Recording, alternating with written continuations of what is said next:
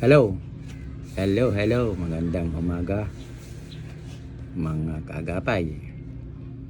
Ayon po sa pagbubulay ng salita ng Diyos, matatagpuan po sa Episo, sulat ni Apostol San Pablo, Episo 2, talata 11, ganito pa sinasabi, kaya nga hindi na kayo mga taga-ibang lupa at mga manlalakbay, kundi kayo'y mga kababayan na kasama ng banal at sambahayan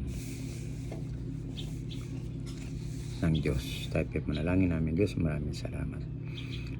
Gaban ng Espiritu, dapat lamang kidakilain, sambahin at pasalamatan sa pangalan ni Jesus. Amen. Ay pamagat po, hindi dayuhan. Ang mga talata sa Episo 2,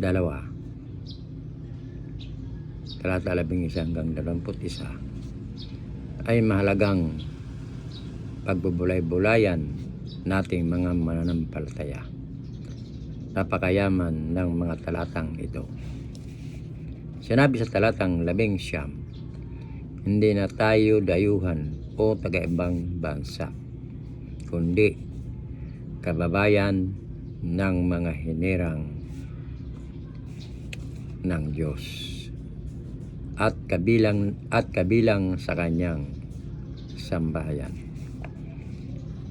Hindi lamang tayo pinalaya ni Jesus sa pagkakaalipin, kundi kababayan ng mga hinirang ng Diyos.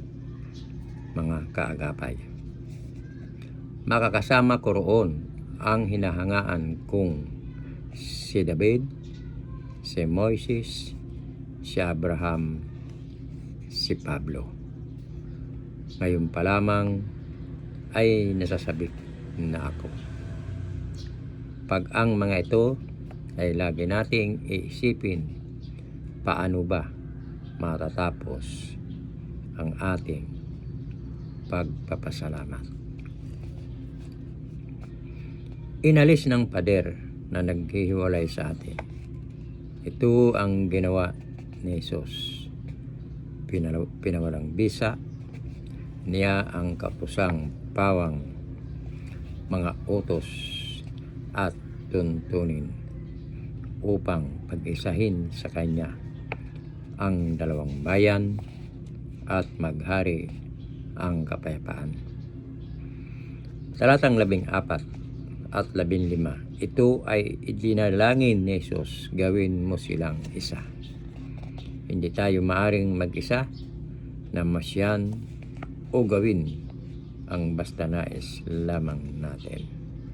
Tayo ay nakaugnay sa bahagi ng isang gusali at tanging ikaw lamang ang lalapat sa bahaging yaon.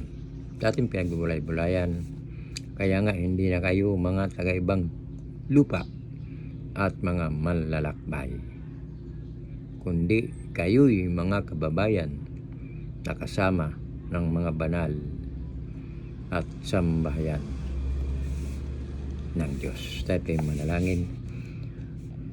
Diyos na makapangyarihan sa lahat, salamat po sa napakayamang talata ng Episo 2, kung saan kaming mananampalataya ay inilarawan bilang kababayan ng iyong mga hinirang at sambahayan. Salamat po sa aming bagong katayuan dahil sa iyong biyaya at pagmamahal sa pangalan ni Jesus. Ganon din po, Panginoon, dalangin ko po ang aming apo na si Chuchay na hanggang ngayon ay nakaratay sa karamdaman. Hipuin mo po siya, Panginoong Diyos, sapagkat kayo ang manggagamot noon, ngayon at magpakailanman. Sa pangalan ni Jesus. Amen. Maraming salamat po mga kagapay sa nakikinig ng salita ng Diyos. Pagpalain po ang inyong buong sambahayan. Diyan lamang po kayong magbabalik. Sa Diyos ang papuri. Bye-bye.